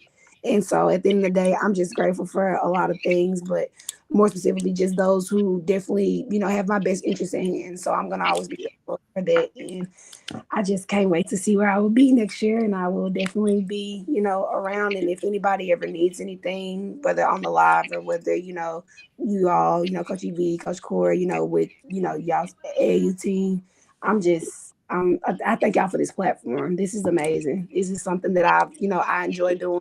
And so I'll forever be grateful for you all and just all that y'all have done for me and just how y'all continue to support me. So, yeah, Goggle Girl loves you all, and I hope y'all have a great night. Corey, you're like, Snacks, are you still with us? Yeah, Tell us your last geek of the night. Back in the building. Silver United in the building. yeah, man. First, I want to give a shout out to them Step United boys, man. We had a sweep this weekend, man. Got the first inaugural tournament weekend out the way, man. We did well. And we just got a commitment today, so we're excited about that. We got a big time player that I feel like gonna be great for our organization. Committed and locked in. What level? What age group? 16. Okay. Yeah, we got Deshaun Dillon committed. So Okay. shout out to him and his family for, of course they could have went various other places and played and got an opportunity to be on the platform, but they did decide to stick it out and represent the great state of Mississippi. And of course, like we know, he can be a national talent, and he's a multi-sport athlete that, of course, has had various interests from different platforms. So we're grateful for that. Besides that, just excited for this AU season to get started, and definitely gonna be on the lookout boys and girls to kind of see who kind of emerges and see how everybody kind of matriculates this summer and separate themselves. So I'm looking forward to that. That's awesome, man. Yeah, Civ United, led by the guy who did you see at the ticker there? Tatum and Wade. That's Tunde Wade, the director, longtime basketball aficionado, longtime guy who spent a lot of money helping a lot of kids. I've known Tunde for a long time, and he's, as they say, put his money where his mouth is. And so, shout out to him for putting together an elite staff. Uh, that he has some of the best guys in basketball, along with Snacks and Wayne Brent and Yusuf Fitzgerald and Charles Rhodes, Andre Stringer and Lamont Roy. Uh, some of the main people that's behind that. That's shout out to them. That's really good, and then they did do well, and we look forward to them doing great things on the boys' side. Corey, you're geek. Oh man, shout out to Raymond for coming on, giving such a lot of feedback that we need, that these girls need to hear. Um, I think that I need for the girls to take heed to things that's being spoken to them. So sometimes it's one ear and not the other, but this real life stuff that's coming up in their life, and they need to take it serious. AAU season around the corner. It's gonna be crazy. It's gonna be serious in the state of Mississippi. We got a really good 17U, 16U, 15U, 14U, 13. We just got. Now listen, I'm telling you, Mississippi All In coming to the building is going to be ridiculous. We doing things on the EYCL level, independent level, whatever level. We trying to have everybody have representation to get it in. We all win, we all in. I'm excited to be coaching 17U this year. Got a very good team. I think seven of the girls on our team was in the North-South game. Then you got three girls from Tennessee. So in one that she should have been on the game anyway, they snubbed her. So it is what it is. But that's what our roster looking like. We got the best of the best that we want year in and year out. It makes our state look good. I'm just ready to compete. I'm ready to put the ball in the air. Shout out to Fran Kelly for winning Gatorade Player of the Year for the state. That's huge. We got a Gatorade Player of the Year in the independent program, like ourselves, and we making strides toward doing more great things. But that's huge to have a Gatorade Player of the Year that I seen since fifth grade. The little girl that barely could dribble and making layups and just had that energy to now got so many accolades. It's just ridiculous. And having Gatorade Player of the Year is top of the line. So, and there's more big things to come. So that's my geek for the night. Hey, Rayma, have you, speaking of Fran Kelly, I know you take pride in watching games. Were you Gatorade Player of the Year? You weren't Gatorade Player of the Year, were you? No, sir. I was in the running for it. As I say, I was among Brisha and Maddie. I was with some really good company. I was happy to even be considered though when I was alerted about it. Just being told I was one of the finalists as far as the win. I was happy. I was grateful. So I was never upset. Those are my friends. Both of them are my great friends. So I'm happy about it. You had a chance to watch, speaking of Fran Kelly, have you had a chance to watch Fran Kelly? I have not. Okay. Yeah, Fran is a junior at Hernando and she's around 26, 27 a game this year. That's a dog mentality. Yeah, you would enjoy her because, like you, she's an elite worker. Yes, sir. That's what makes her special. That's what makes her tick. Yes, sir. That's the biggest thing